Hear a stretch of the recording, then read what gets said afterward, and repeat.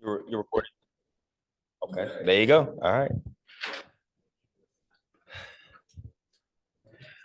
Okay, here we go. All right, welcome everybody to today's meeting. My name is Kendall Rackley, and is there like acoustic or something? No? Okay, all right. Okay, that's what it is. Yeah. So my name is Kendall Rackley, and I'm the Queen City Toastmasters Sergeant at Arms today. I'm here on behalf of Cameron, who's not here today. So kind of have a script here. To start the meeting, I want to note that it will be recorded and shared amongst members for study and self-reflection. Some parts may also be used for promotional materials later. Is that the case? Maybe. Okay. Yep. It'll be on YouTube. And so in order to have a smooth meeting, some of the ground rules are to, I guess, put yourself on mute when you're speaking, not to interrupt others while they're speaking, and to be attentive throughout the meeting and support the speakers with warm smiles and claps. And yeah, let's have a great meeting. And I'll introduce Eric Laxer, our club president. Thank you.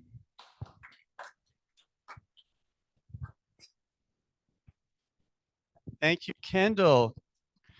I don't have the same standards as Toastmaster Colin, but he just walked in, so we're going to try this Colin's way. Good evening, Queen City Toastmasters. Wow, excellent. Your voice carried really well. Thank you for being there. So I'm the president of Queen City Toastmasters. I'm happy to welcome all of you to our meeting tonight. We have a very exciting meeting planned for this evening, and I need to take care of just a few orders of business before we get started. One of the happiest things that we can do at our club here is welcome our new members, and Toastmasters has a tradition of doing that with a ribbon. And so I see several of our new members here. Can I ask Jack to come up and Alex to come up? And if you can join me in giving them a warm welcome.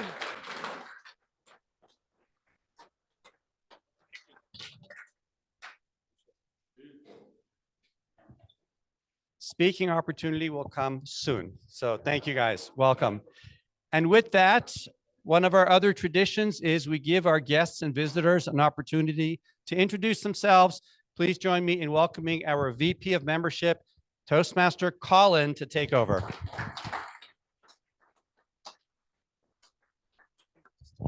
No, that's all right. That's all right.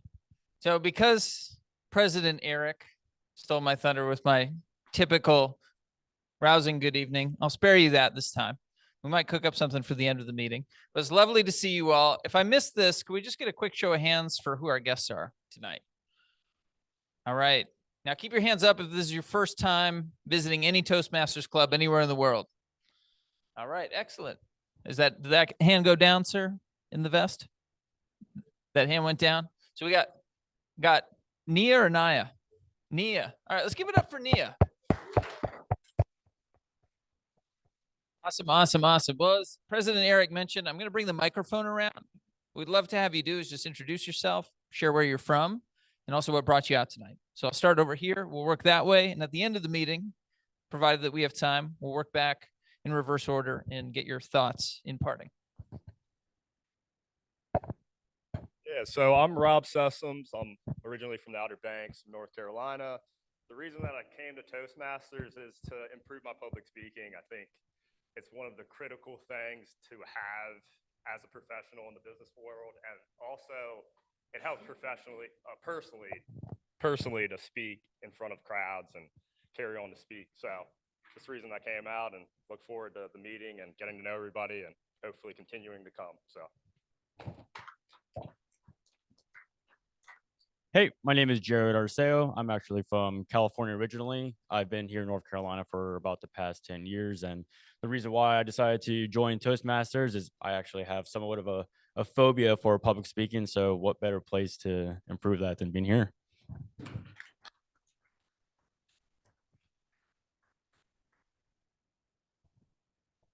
Hi, I'm Nia Anderson. Once again, thank you everybody for welcoming me. I'm actually an original Charlottean. Ooh. And the reason why I came out tonight is because this is something I've been putting off for quite a long time. And today particularly, I looked it up, I got in the car, I came because I feel a real cosmic shift that's going to happen to me in the next 12 months. And I think I'm going to need this.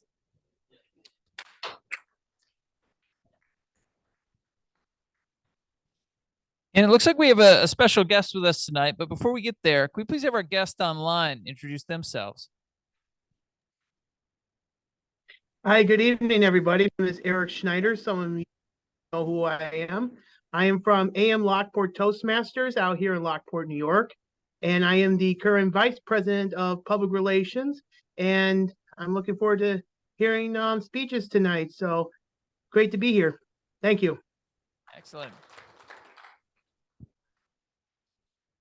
Thank you and welcome, Brother Eric. We just had one more guest walk in. Do you mind doing the normal shtick, Steve? Hi, I'm Steve. I'm a guest. It's my second time here. Excellent. What brought you back? Well, I wanted to see it again and try things out again. All right. Excellent. Excellent. Thank you. I'm also told we have a very special guest with us tonight. Would you like to introduce yourself? I guess I have to put my Toastmaster skills to the test. My name is Dorothy Howell, and I am visiting from the 26th Judicial District, which is in the courthouse. I am not an original Charlottean. I've been here for about a year, coming from the great state of New Jersey and Pennsylvania. And I found that the resources that are available through Toastmasters, the plethora of resources, I wish I had known when I started my career, because they are a great way to sharpen your toolbox. So I hope that you all are able to get all of that too.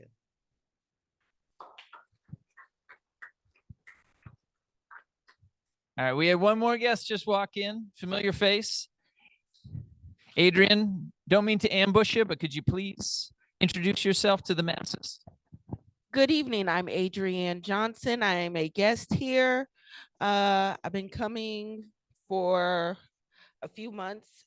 I didn't come the last time because I was sick, and I wanted to make sure I came today, even though I'm a little late. Have a good evening.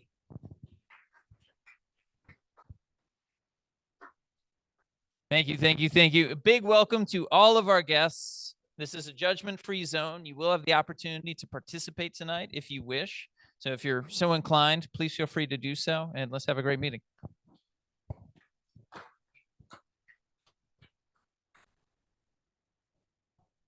Oh, okay.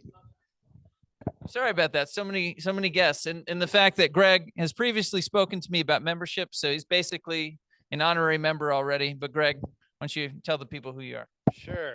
So I'm Greg. Nice meeting everyone. I've been coming to Toastmasters for, I think this is my 4th time here. I've spoken with Colin about signing up. So I'm looking forward to getting that taken care of soon. And I'm here because I'm interested in personal and professional development through public speaking. So yeah.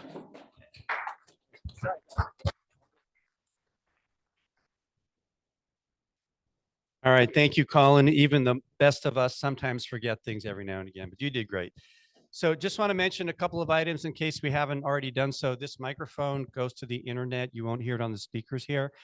And if you're scheduled to speak before you're speaking, just come up to our on deck areas, which are on the front. And what do we do when we hear the word of the day? Colin, was that loud enough? No, one more time, please. Thank you. One last housekeeping item. You'll find pens and you'll find these little sheets on your table. They're ballots, which we don't use for ballot counting, but you can write comments if you want to give feedback to anybody who comes and speaks here, even though you're not scheduled to give them an evaluation. And I will collect these toward the end of the meeting. You can also use them to take notes. With that, it gives me great pleasure to introduce our Toastmaster of the day this evening. She is a member of our sister club, South Park Toastmasters, which, by the way, if you're a member of their club or our club, you could participate in either club's meetings. And she has a very interesting theme today, which is titled Journey Through Time, the Evolution of Amusement Parks. Please join me in giving a warm welcome to Toastmaster Allison.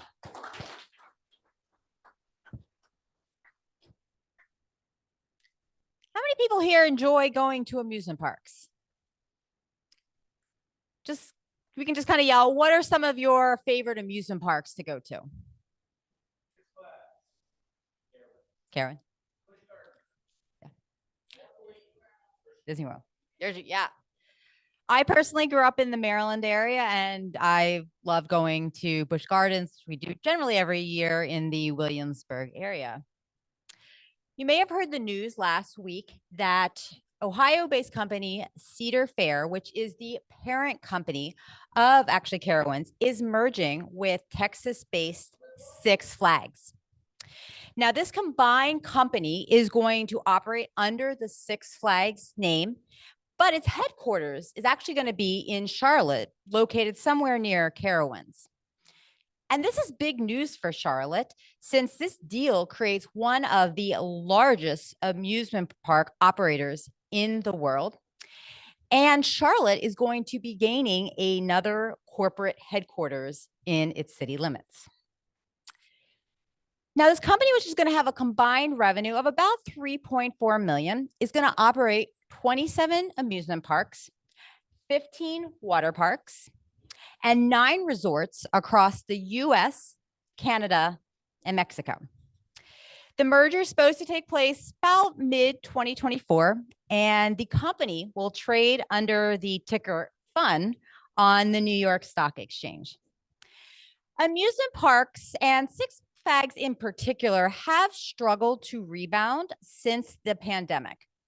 However, with theme parks being a staple of American entertainment, the hope is that this merger is really going to help strengthen the company as they look to combine the strengths of both companies. Amusement parks in the US are really big business. Now, the market size in the US was valued at about 20.3 billion. This was in 2019. It has dipped a little bit since the pandemic. But the leading amusement parks globally, now this is in terms of attendance, are going to include Magic Kingdom Park, located in Florida. We have the Tokyo Disneyland, Tokyo Disney Sea, Universal Studios Japan, and Shanghai Disneyland Park. Now, in the US, besides the Disney properties, the most popular parks are going to include Universal Studios in Hollywood, Hershey Park in Hershey, Pennsylvania, Cedar Point in Ohio, and Six Flags Magic Mountain in California.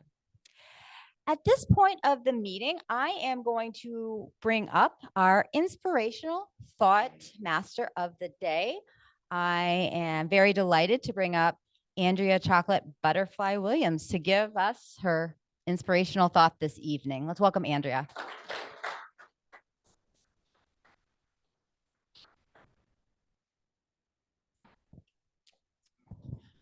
Thank you, Toastmaster Allison. How many have heard life is not a game? Quite a bit of you. How many agree with that statement? All right. So in life, is there key players you need to know? Is there rules you should know that you should follow? And do you need a strategy to win at this thing we call life? What does that sound like? Talk back to me. A game, right? So I wrote this book called The Game of Life. And in the game of life, there's these 3 boys, and they're all trying to win at life. But they keep getting told life is not a game, so they must follow the rules. And in order to follow the rules, you must know the key players, and the strategy is only to follow the rules. And for 48 years, I did the same thing until I realized rules were meant to be broken. And I heard this statement and I loved it. Let's get in some good trouble. And I used to not want to get in trouble. So I was a good caterpillar for so long that I didn't transform into the butterfly that I am today. And once I became the chocolate butterfly, I learned that I was the key player. I could make the rules. And my strategy was to say yes to my dreams. Les Brown said the richest place on earth is the graveyard. You know why? Because people have literally died with their dreams. Imagine that. Everything that you dreamed of, you took back to the grave, to the dust that you started with. So in life, is life a game? Yes. Okay, so I want you to talk back to me now. Life is a game. And what do we need in life? We need the key. Who's the key player? Right. And what rules do we have? The ones you make. You say yes to yourself. And what's your strategy? He said break them, but it is to say yes to yourself. So the only rule in life is that you don't do anything to hurt and harm anyone else. I do believe in reciprocity, and you reap what you sow. Trust me, I am a true believer, and I believe in all of that. But you have to learn to say yes to yourself, follow your dreams, and remember that life is a game, but it's up to you to win it. Back to you.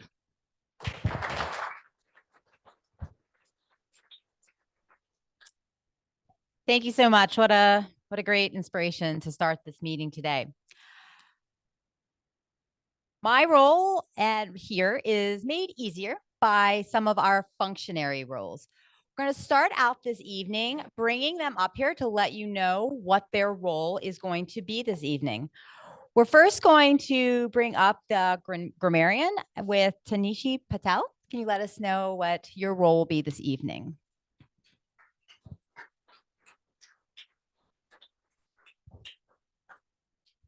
Thank you, Toastmaster Allison. Good evening, everyone. I'm going to be your grammarian tonight. As grammarian, I have a couple of roles. One is to count your use of filler words, such as like, you know, so.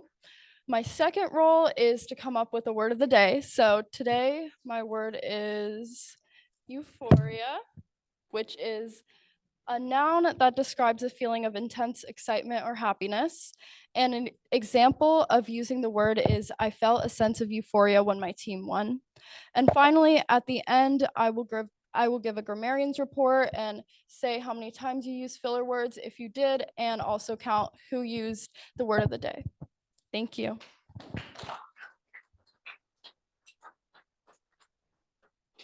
Thank you so much. We are now going to bring up the timer. Tom, if you want to let us know what role you'll be taking on tonight. Hey everybody, I will be the timer this evening, which means I'll be keeping time of the speeches, the table topics, and the evaluators. So people giving prepared speeches have 5 to 7 minutes. Table topics, you have 1 to 2 minutes, and evaluators have 2 to 3 minutes. At the first mark for speeches, at 5 minutes, I'll hold up the green. At 6 minutes, I'll hold up the yellow. And at 7, the red. Table topics, 1 minute, green, 1.5 minutes, yellow, 2 minutes, red. And then evaluators, 2 minutes, 2.5 minutes, 3 minutes. And at the end, I will come up and give a report about everybody's timeliness. And if everybody is on time, I will feel a sense of euphoria.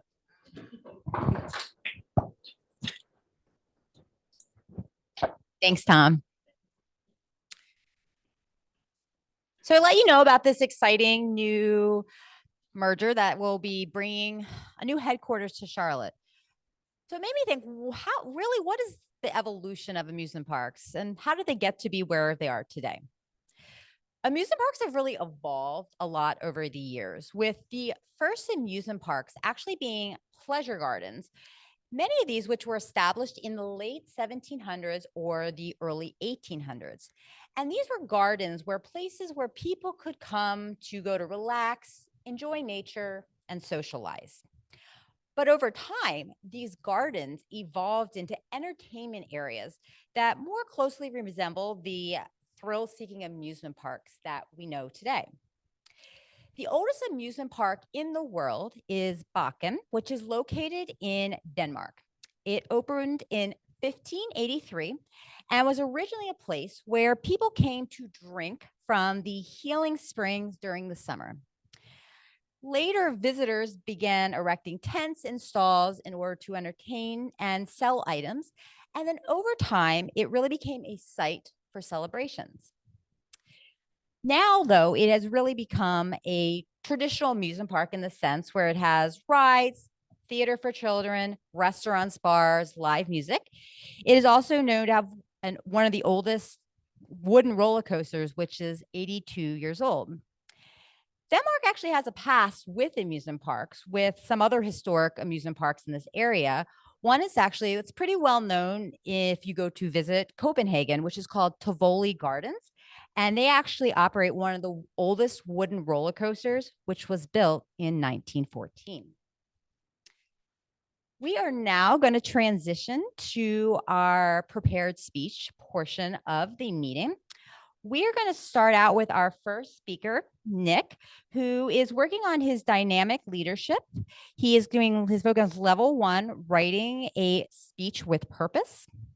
And his project title is Stepping Up. It is lessons I learned by attempting to walk 1 million steps in 1 month. Thank you, Nick. Thank you very much. Good evening, Queen City. How's everybody doing tonight?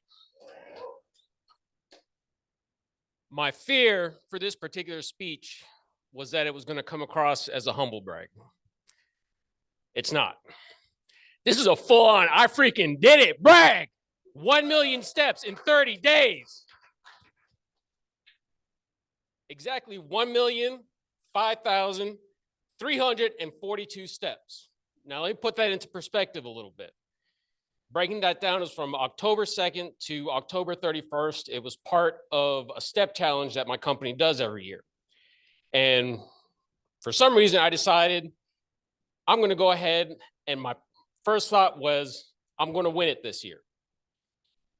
Looking at past winners, they were in the 880,000 mark.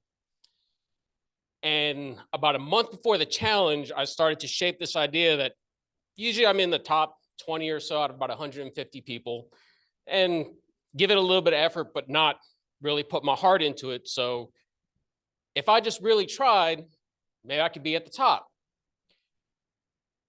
And when I started to plan it out, I realized, well, if I make the goal to win, that is a nebulous goal that could shift year to year. There's no exact amount I have to walk. After the first week, if I'm behind, I'm playing catch up. So I decided to set the goal very definitive and work it out. I'm going to do 1 million steps. Win, lose, or draw, if I hit that 1 million steps, I still won. Now that 1 million steps breaks down to 33,333 steps a day, roughly about 5 hours of walking each day, about just under 16 miles per day. Thank you.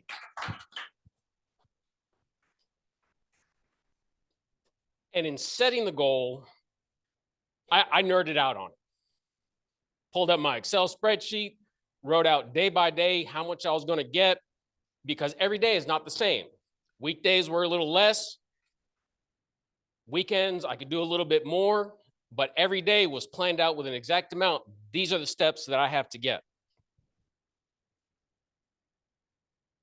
And I went through, reworked that spreadsheet probably 20 different times.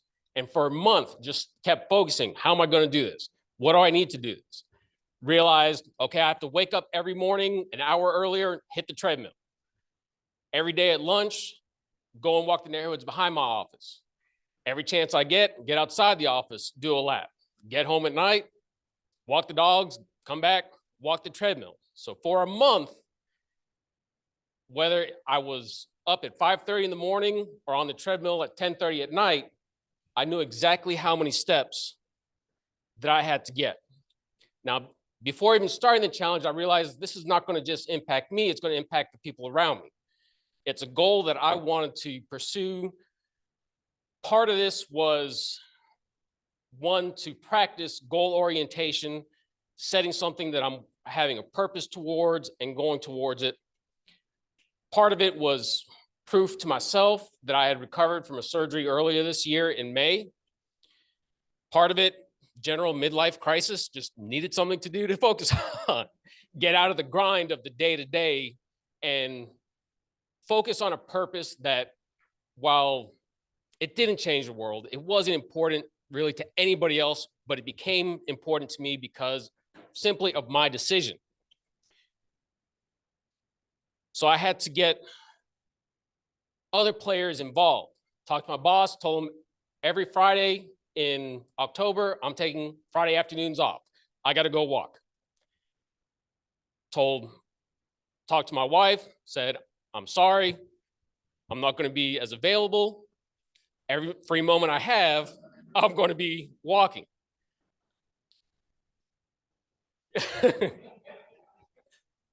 And bless her heart, she supported me through all of it. Went on a couple of my walks on the weekends where 15, 17 miles of greenway and neighborhoods through Davidson, Cornelius area, mapped it out on Map My Walk app, knew exactly where I was going, put the camel back on, and just took off in the morning and started going. So the planning was important, getting the belief from others. And even I spoke about it here one time, I believe it was an inspirational thought. A month and a half ago, I spoke about it, and it was just getting everybody around me involved. And it gave me a sense of accountability as I was walking through it, that I didn't want to have to come and be like, well, I almost got there, but didn't make it. When I was at 30,000 steps at the end of the day, and I knew, well, I still need 3,000 more. Well, I'll keep on walking for another 20, 30 minutes until I get there. So some of the things that I learned through this, there's one night I set my goal for the day. I needed to get 40,000. I finished the night, I remember it was around 37,000. And I was actually angry at myself that I had only walked 37,000 steps that day. And I had to stop and think to myself, okay, you lost the battle of today. You're not off track for your goal. 3,000 steps is another 20, 30 minutes of walking. You can fit that in for the rest of the week. So losing the battle didn't mean losing the war. It helped me make decisions and prioritize by having that purpose, having that goal each day that I woke up. I was constantly looking forward of, okay, how am I going to organize this? Today's going to be different. I got to go to the field for work, so I won't get this walk in. So I'll have to move this here. And there was this constant shifting, moving, looking forward constantly. I don't know if anybody else has this issue of sometimes thinking back, I remember that time I said that stupid thing, or this happened 10 years ago and looked like an idiot, and just these backwards looking thoughts that eat up your time. Having that purpose brought all of my vision forward. Becoming efficient at what I had to do. And I learned hitting the treadmill first thing in the morning or having it there at night to catch up on steps was very efficient, but it wasn't as effective as going out and basically having an adventure. I ran from thunderstorms, found I had 4 breweries near my house that are now within walking distance, apparently. And what I come to realize is the only difference between me in first place and second and third place, which were both over 900,000 steps, was consistency.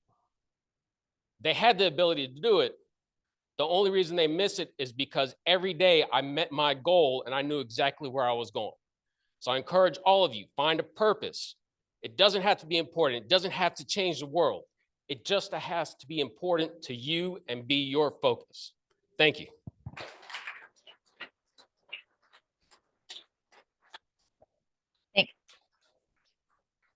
Thanks, Nick.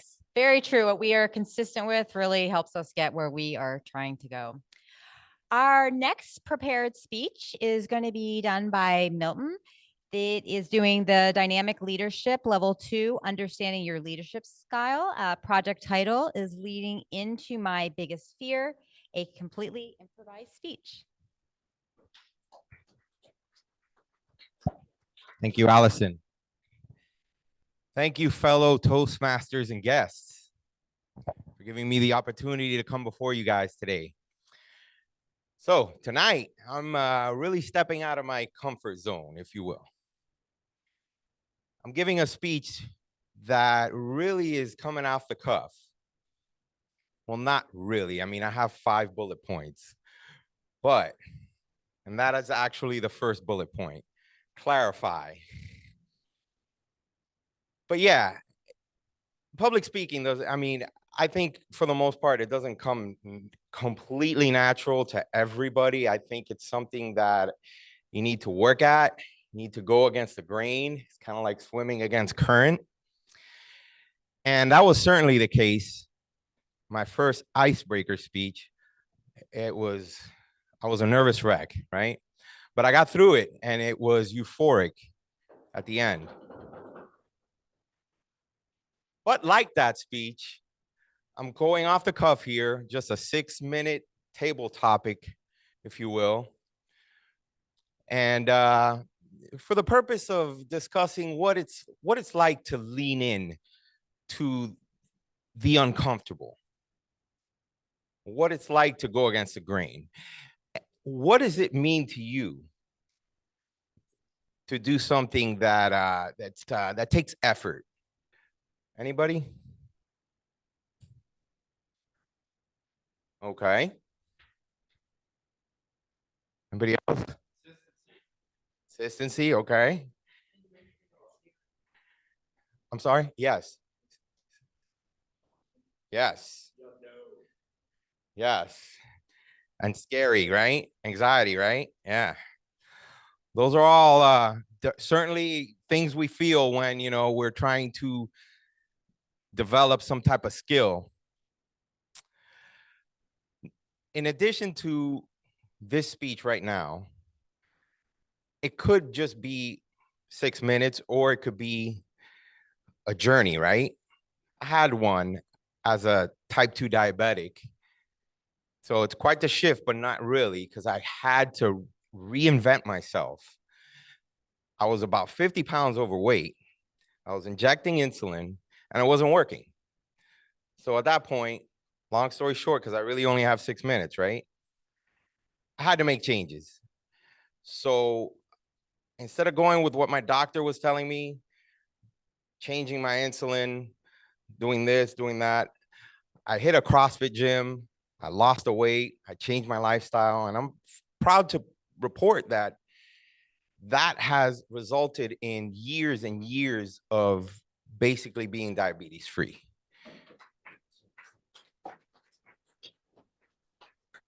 Yeah, and it's because of that. It's because of becoming comfortable with the uncomfortable, embracing, how my friends call it, the suck, because it sucks, right?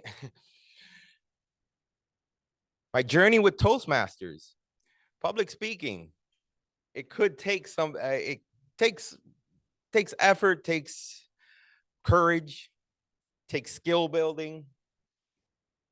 And well, this speech certainly is one of those speeches that has been kind of tough because, you know, my little teddy bear is my prepared speech that I have ready to go, rehearsed and whatnot, but not this one, not so much.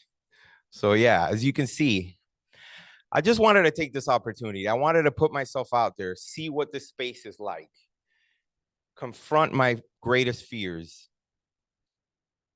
and hopefully do it within time. I'm running out of material here. So with that being said, I will end it because I'm sort of running out of material, if you will. But yes, I thank you very much.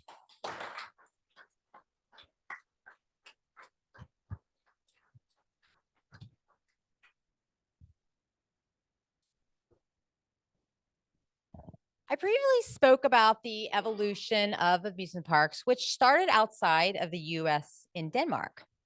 However, in the US, amusement parks started out as picnic groves. They were established along rivers and lakes that provided bathing and water sport opportunities. The golden age of amusement parks in the US was in the early 1900s when more than 2,000 amusement parks were operating throughout the country.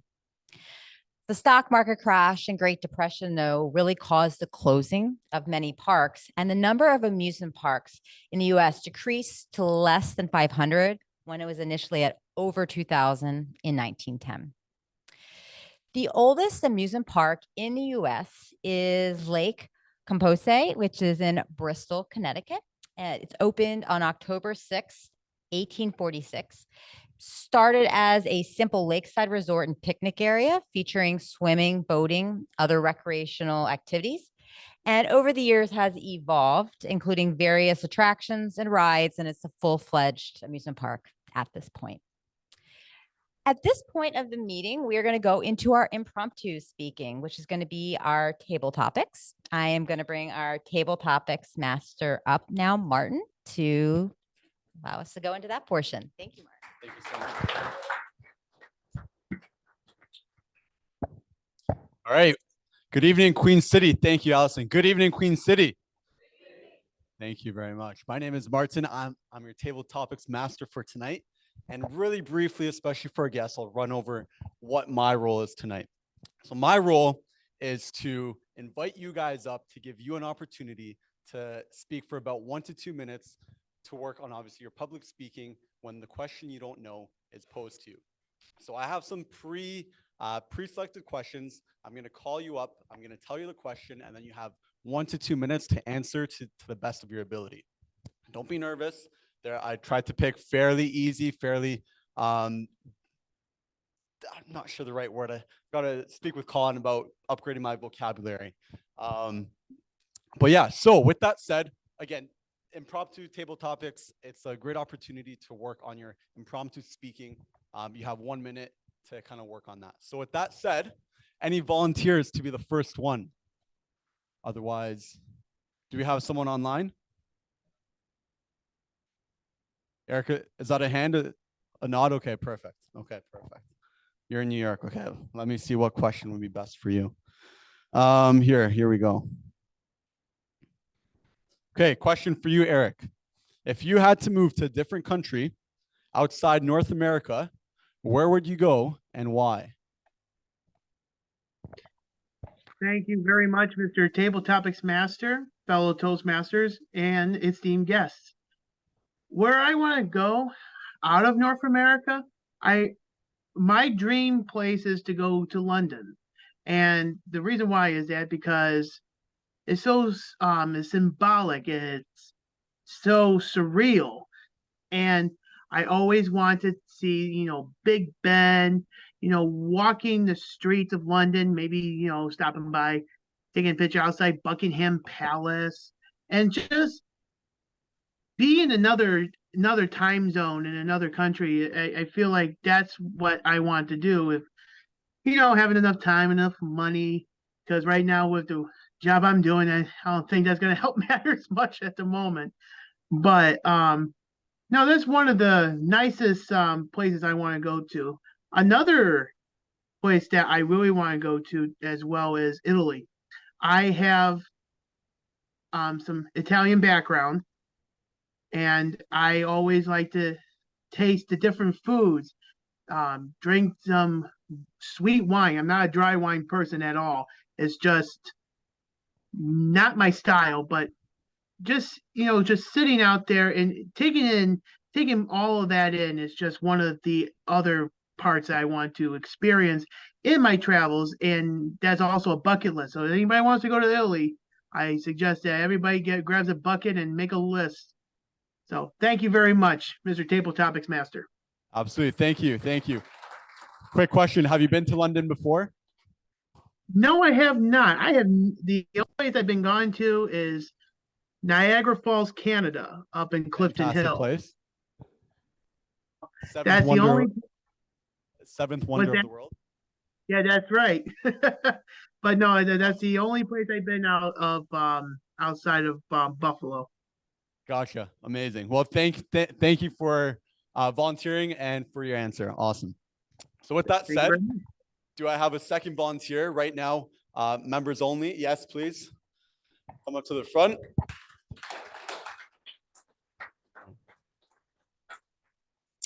Okay, awesome. Question for you. 4 years. Okay, perfect. This is the perfect one for you then. If you're the mayor of Charlotte, what is one initiative you're implementing outside, the growth, the development, all the apartments that we're building, stuff like that? Great question. So, as Martin mentioned, I have been here almost 4 years, and I've answered a similar question like this before in this group. And I believe my only change was that I have no changes. Charlotte's great. But if I did have some decision with politics, I would say this time change is terrible.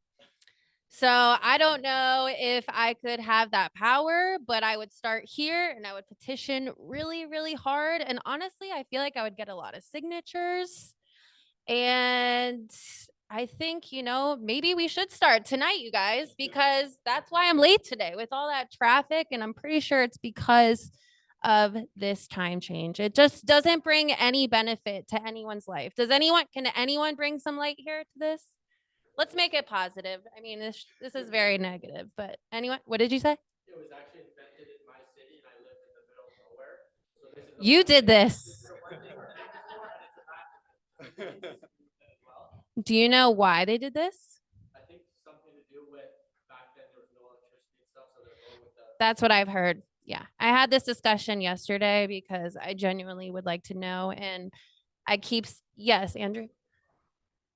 The farmers, right? I think the farmers have, Wi-Fi, internet, whatever they need to figure it out. So, I'll do my best to make it happen. Vote for me, Jackie. Was that the question? Yeah, perfect. Thank you, Jackie. There we go. Vote for Jackie. Amazing. Great response. Thank you so much. There's nothing worse than leaving in the dark and coming back home in the dark. So I do agree with that. All right, next. Third volunteer, please. What's your name? Jared. Like you went to Jared. Okay. Jared, all right, question for you. You're a California man, here 10 years. Let's see. Okay. If you got, what do you do for work now? If you don't mind me asking. I do business development for a mental health. Business development, perfect. So if your company gave you a $250,000 bonus, tax-free tomorrow, but you can't make any real estate or stock or anything, financial investments of that nature, what would you do with the $250,000? Thanks, Martin.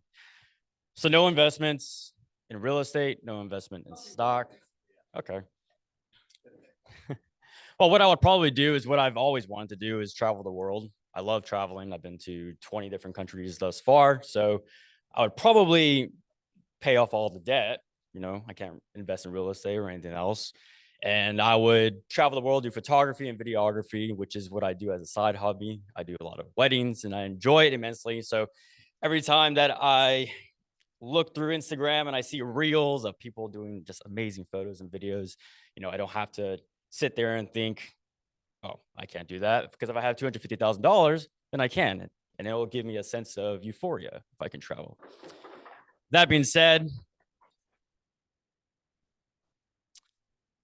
if I could do something else, it would be also to help my parents, as they get older in age. I think everybody wants to care for people that are close to them. That's always been a really important aspect. They've done so much for me. So the selfish part of me wants to say, I'm going to go travel the world. I want to go do this. The other part of me wants to be able to help and be there for the people who've been there for me the most. That's it. Love it. Thank you. Awesome, Jared. Thank you so much. All right, you have time for a fourth one? Yeah, absolutely. Okay, awesome. Who we got?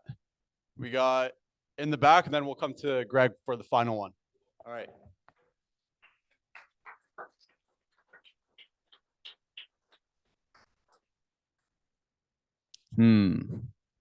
Let me see. Okay. Here, let's think of a good one for you. Have you traveled much? Not really? Okay. Okay, here's one. Is lying acceptable in certain circumstances? And if so, Why? And or when? Thank you, Toastmaster Martin. I'm sorry, Martin. So the question is lying acceptable in certain situations? And if it is acceptable, when? Why and when? Okay, so I'm a terrible liar, and that's why I don't lie personally. I can't really think of times that I have lied and meant to, and I was like, yeah, this is a good decision.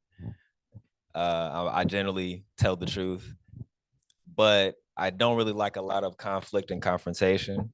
So if I do lie, it's usually to avoid that. Can't think of it. So I would say if you do have to lie, I would say don't, if I do lie, it's to avoid confrontation, but I wouldn't do it maliciously. Like I wouldn't come up with something, but I'd probably leave out a few facts. Like if somebody was like, hey, did you say this about my mom? And I'm like, nah, I ain't say that about your mom. Like, nah. Like, if it, I would probably, kind of tone it down. I didn't say that exactly. I said this, like, I'd probably try to tone it down. Usually that's where I would lie, but generally I do tell the truth, and I'm pretty satisfied with that. So that's my answer. Thank you so much. So lie, but be smart with it.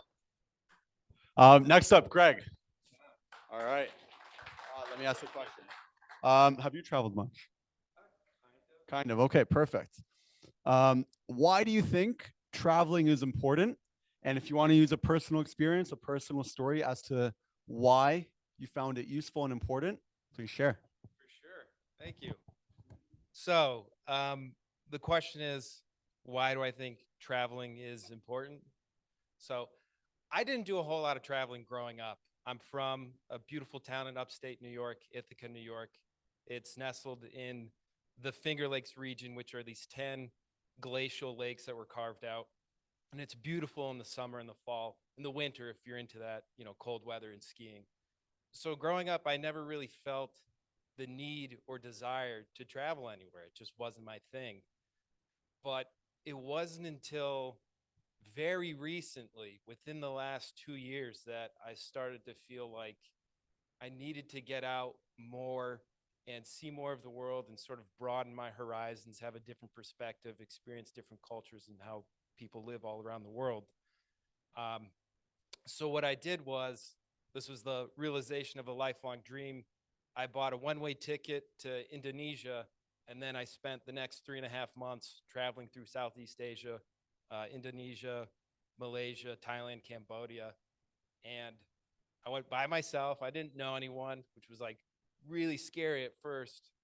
But what I realized is that the world is actually not that scary. It's pretty easy to get around.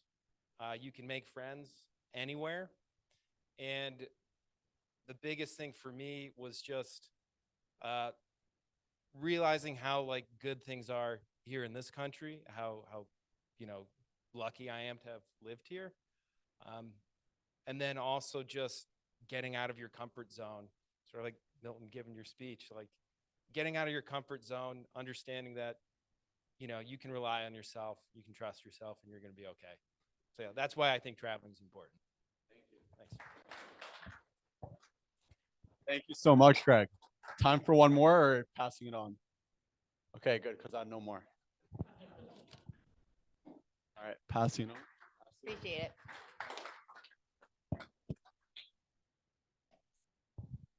I have spoken about where amusement parks started globally. I've spoken about where they have started in the US. Let's get a little bit closer to home. Where did they start in North Carolina?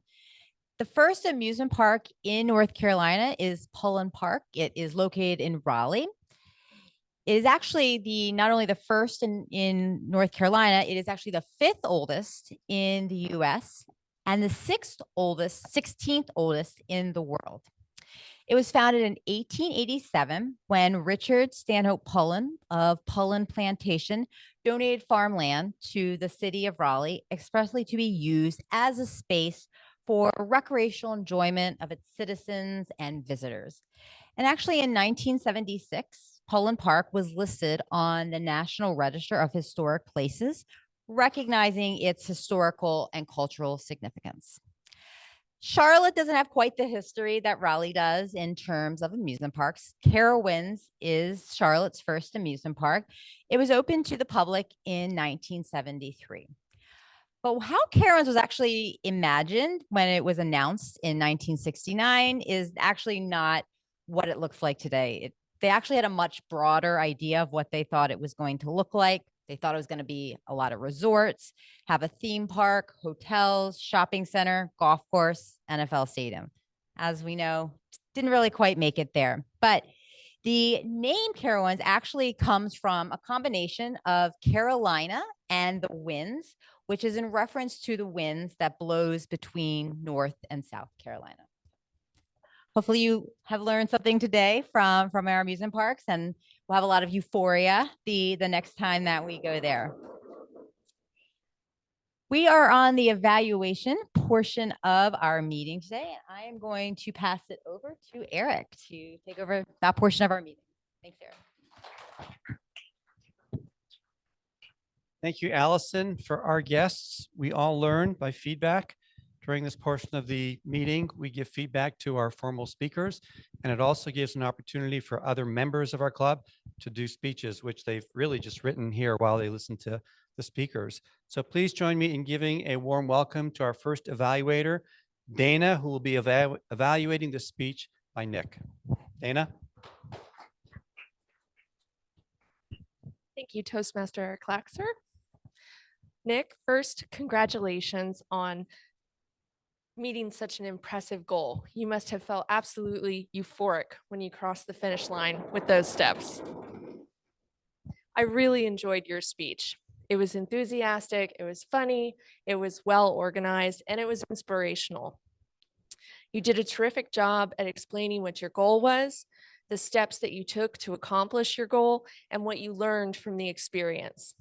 The way that you broke down what a million steps really means in terms of daily hours and miles and actual steps, and how you had some setbacks, but then you got back on track. It brought home to us what it really means to take that many steps. It was incredibly impressive. I also enjoyed your conclusion that consistency together with purpose leads to accomplishing your goals. I completely believe that. You think you don't have enough hours in the day, but then if you actually write down all the hours in the day, you realize you do have enough hours in the day to accomplish almost anything. If you're willing to get up early and not spend that time watching Netflix or on your phone, there's so many things, kind of the sky is the limit. And it's impressive that you maintained that kind of mentality over the course of a month. It really is just a huge accomplishment. I was very impressed. I really loved your humor as well about the midlife crisis. It's funny, the breweries that are nearby, you really brought the audience in. Altogether, it was just a delightful speech. I really don't have any criticisms.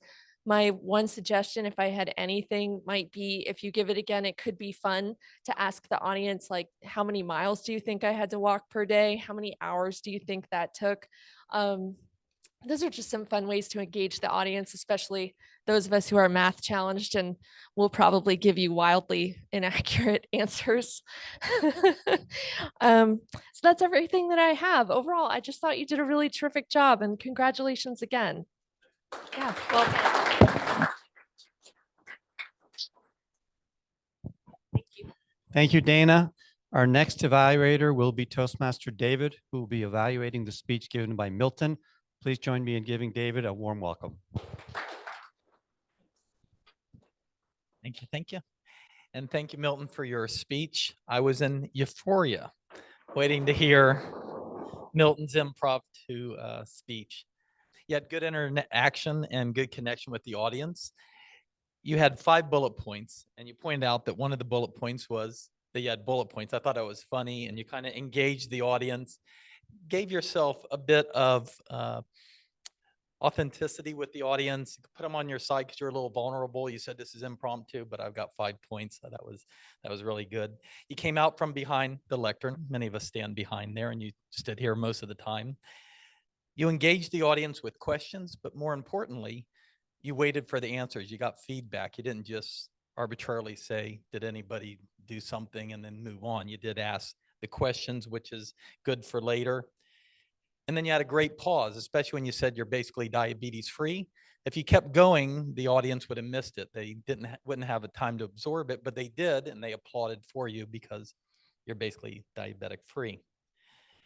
And I've done speeches before that I didn't prepare for. They were prepped. Some of them went bad, but some went well. So it's very good to prepare for it. Now, for room for improvement, obviously you ran out of material. And what you could have done would repeat your 5 points, what you had just talked about what you heard from the audience, kind of tied them together. That might have given you another minute just to improv on that. And I challenge you to practice your impromptu speeches. You should have back pocket speeches that you can just throw out. I'm going to paraphrase, but I believe Mark Twain said, it takes him about 2 weeks to prepare for a good impromptu speech. So nobody really has impromptu speeches. We all have ideas in our head. And that was a great speech. And I look forward to the next one because we need you to get to finish level 2 so you can do the international speech contest. So thank you.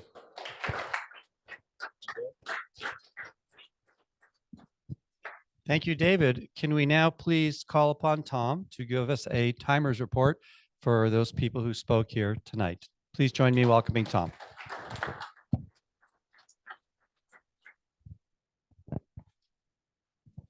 Okay, overall, everybody did pretty well.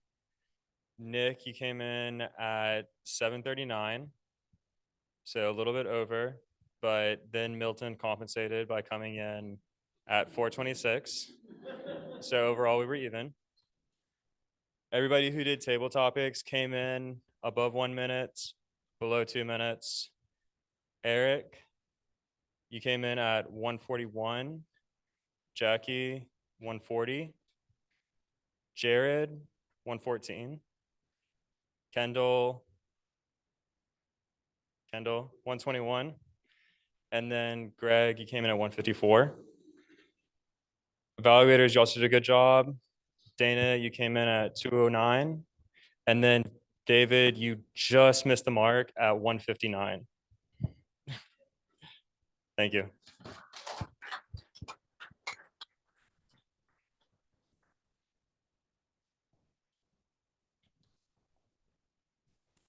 Thank you, Tom. I would now like to take just a few moments and evaluate our meeting as a whole. And let's start at the beginning. We started on time. I want to give kudos to David, who stepped up and by himself set up this entire room, including the snacks, and enhanced our snacks. Yes, let it be known, Queen City Toastmasters offers LaCroix. Kendall, thank you also for stepping up as Sergeant of Arms, first time doing that role. Andrea, outstanding inspirational thought. Once again, thank you for motivating all of us. Life is a game. You changed my mind. Tanishi, great job so far because you have to come up again as grammarian, first time doing that role. Okay, and I love your choice of word. And Tom, excellent job with timer. You explained it perfectly. Table topics, Martin, I loved your questions. I thought you did a great job controlling the room. You didn't forget about people on Zoom. You repeated people's names as they came up here.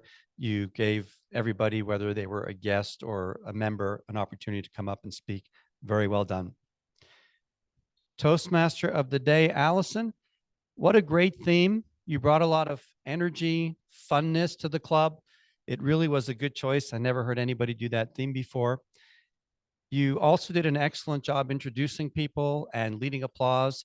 And an important part of being a Toastmaster, if you're leading any meeting, is controlling this space. You own this space. Make sure this space is always well looked after, and you did a great job doing that. So congratulations. The overall group, great participation, interaction. You were very alert whenever anybody said euphoria. And our evaluators, just again, for our guests, a good evaluation consists of giving people positive feedback to help them understand what they did well, help boost up their morale, but also making a few suggestions of things that they can work on. It's not intended to be critical, it's intended to be helpful. And you saw two excellent examples from both of our evaluators. So thank you for doing that. And with that, I'd like to invite Tanishi up to give the grammarian report. Please join me in giving her a nice warm welcome.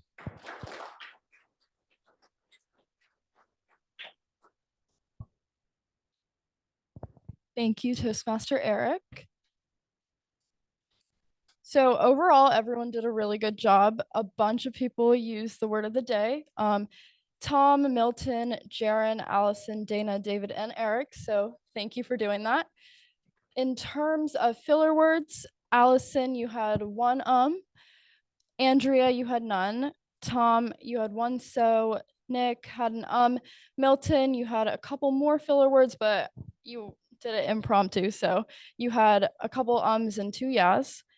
Martin, you had two ums. Eric with a K had one and a you know. Jackie had one Jaron had two so's. Kendall had a so, and Greg had an Everyone else did really good. I think none of the evaluators had any filler words. So good job with that. Thank you.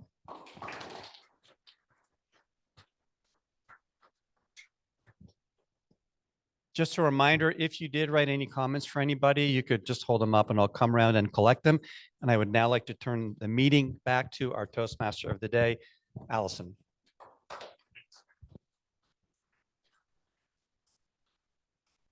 want to thank everybody for spending this hour and 15 minutes with me this evening. I agreed. I felt like the traffic was much worse this morning, and I even felt less confidence. I had to cut through the side streets of Myers Park and Elizabeth with the darkness. Hopefully everybody will get accustomed to this temporary time in our year where it gets a little bit darker. I also like to thank you for having me. This is my first time at this club being the Toastmaster of the day. And it's always a slightly different experience when you're in different rooms and with different groups of people. Really appreciate everyone being here today. At that point, I'm going to pass it back over to Eric to close out our meeting. Thanks, everybody. Great job, Allison. Thank you. A closing routine here is to give our guests an opportunity to just give us their thoughts.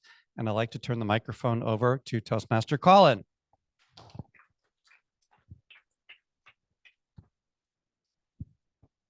Thank you very much, Eric.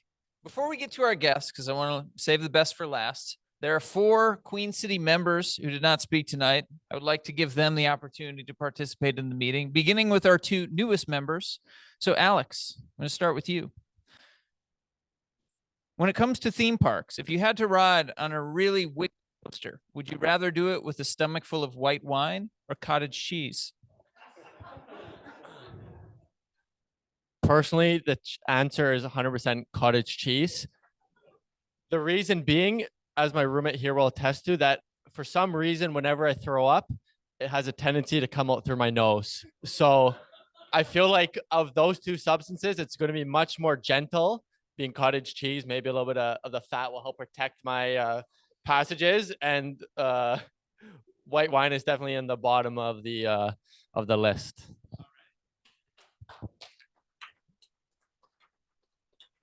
I got to admit, that was not the answer I was expecting. All right, Jack. Nature's calling. Would you rather use an amusement park bathroom or a truck stop bathroom?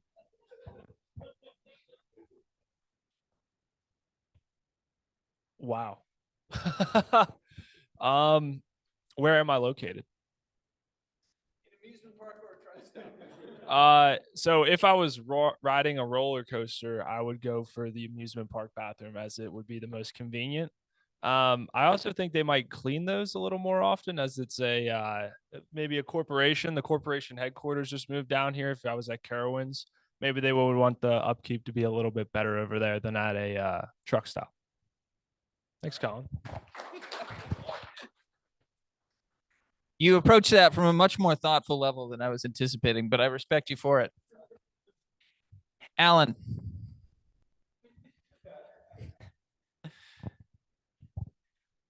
Two-part question. When you ride on a wooden roller coaster, if you have before, A, do you fear for your life? And B, should they be banned?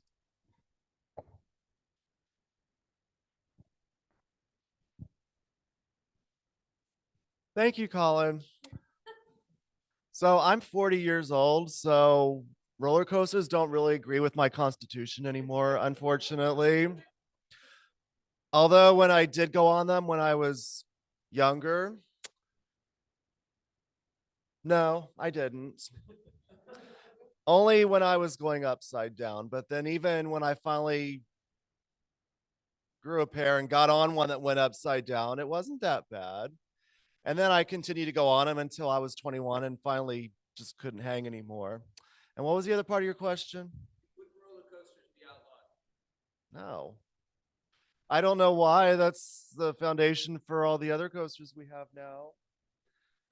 And some of the best coasters on the planet are right in my home state of Ohio, where the Beast is still running, the Racer's still running, and I'm sure there are others.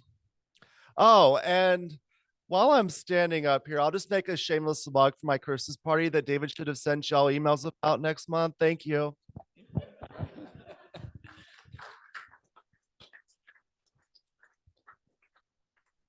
Thank you. Details forthcoming about the party, right? Right. It will be tonight. I will send out the email. Oh, I thought the party's not tonight. Okay. Second at Allen's house. All right. So Eric, you're gonna be coming down from Buffalo for the Christmas party, I hope. Elvis, I'll take it easy on you because you're a no nonsense man. Coaster or water slide? Oh, definitely coaster. I used to actually ride all of the roller coaster with my daughters when I was younger, when they were younger, until I faced the Intimidator at Carowinds. That was the first time and the last time I did it. I don't know what happened. That was like probably 3 years ago. The sensation of being tied to nothing from my upper body gave me the impression that I was definitely going to die that day. As it took that way down, because it was actually, it's like, I don't know, 45, 60 degrees or something like that. It's too steep. And I never faced something like that because usually there's a harness or something that you have at the upper body, but this one is only to on your wrist level. I mean the waist level, and I felt like I had nothing. So after that, I completely retired from roller coasters, but they were my favorite up to that point. Okay. Thank you very much. All right, Steve, just curious for your thoughts about the meeting tonight. This is your second time with us, so if you come back again, it means we're in a relationship, right? Apparently. I enjoyed it, and I feel like I can learn a lot from doing speeches and doing terrifying things like Milton did. That's all.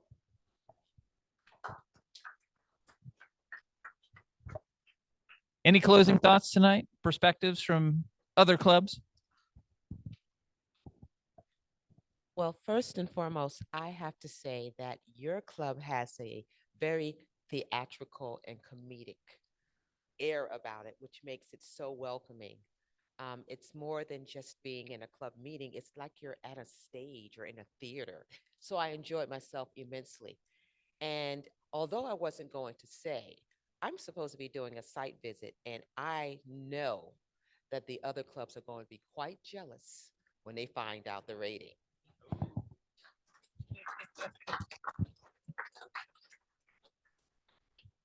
Can neither confirm nor deny that we greased the wheels with a little bribe there.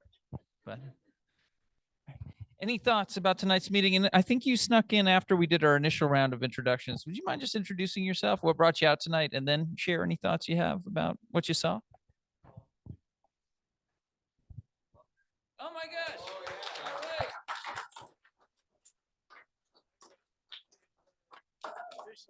ribbon. Please take good care of this. I love ribbons.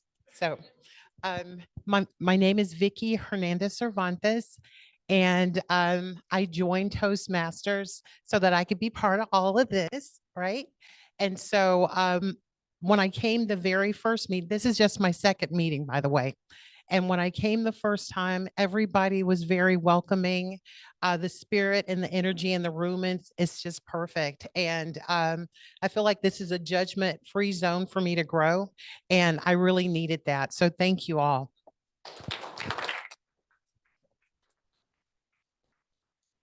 Nia, same question to you. I want to second what Vicky said, but I also want to say I truly respect time and organization, and this was absolutely amazing. And I love the fact that everything is as it is, and I'll be back. So thank you for having me. Thank you. All right, Greg, you've also been coming for a little while now. You're on the brink of membership. We're going to take that over the finish line, but any thoughts about tonight's meeting? It was a lot of fun, great energy tonight. I loved the speeches. The table topics were a lot of fun. I always get nervous before going up there, but I always feel a sense of euphoria after doing it. So I had to sneak that one in there. All right. Yeah, it was a good one. Thanks. All right, Jared, love to see you get up there during table topics. That definitely takes some grit as a guest, but looking at your boots, I can see that grit, you have plenty of it. So any thoughts about tonight's meeting?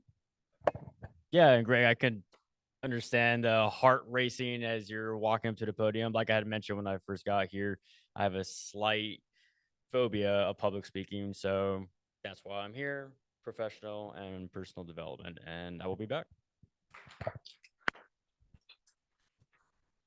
Could not tell. Raise your hand if you could tell that this man was nervous. You're raising your hand though. Get your hand down. Yeah, absolutely no idea. You look like you were born on stage. And there are studies that show, and also I think just direct observation and experience as well, that you only really betray about 5 to 10% of the nerves that you actually feel.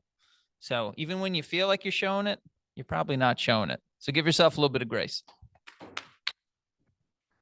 Yeah, it was definitely pretty insightful. I felt the energy was really good. I've been to a couple Toastmaster meetings before in college, and I felt this was very collaborative. Energy was good. Everybody was non-judgmental, and definitely looking forward to coming back and getting up there and exercising the will to act. So, yeah.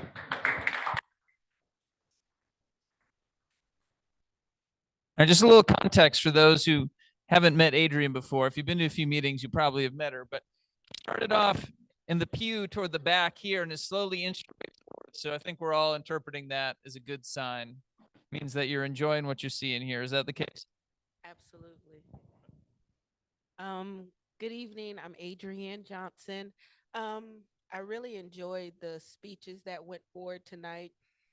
Nick, I really enjoyed how you spoke about doing that 1,000,000 steps. I found it very encouraging, and it gave me confidence to complete some of the goals that I had. And I enjoyed Milton's speech as well. It made me think about gratitude and being grateful for an opportunity to grow. So I just wanted to tell you all I appreciate you doing those speeches tonight. So thank you. To our final guest online, Eric, joining us in 2 dimensions. Any thoughts about tonight's meeting, sir? You guys can hear me? Yes, we can. All right. Sorry about the music. I'm clean. As anybody know, I'm a janitor at Canisius University in downtown Buffalo. So don't mind the music. But tonight's meeting was fantastic. It was great to hear some amazing stories that everybody's putting on for the club. And it's great to hear so many new stories coming from all of you. And I enjoyed every single minute of it. And I look forward to seeing all of you guys again real soon. Awesome. Well, thank you, Eric, and a big thank you to all of our guests for coming out. Come back as many times as you want. There's no obligation to join, and hope to see you again next week. Eric? Thank you, Colin. I want to close with two small items. The first, as many of you know, our club is one of about 80 in our district, Western North Carolina. Our district is broken down into 5 divisions, and each division has a director. David was one of the 5 directors last year, and I'm very proud, as all of us should, to share that David was named the Division Director of the Year for our district.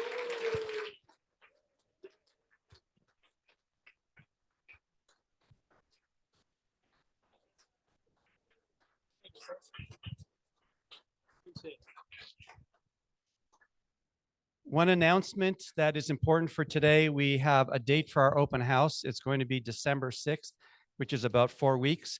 I promise you an evening of food, fun, entertainment. You don't have to knock, but euphoria. Bring a friend. Okay. Bring a friend, bring a family member, bring a spouse, a partner, a boyfriend, girlfriend, all of the above. But if everybody can bring 1 or maybe 2 guests, we know it'll enhance everyone's experience that night. I want to thank Dorothy for attending as a dignitary and for the time you put into being an area director, which we know is not an easy thing to do.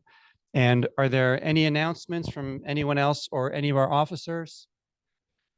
With that, I will bring tonight's fantastic meeting to a close. Thank you, everybody.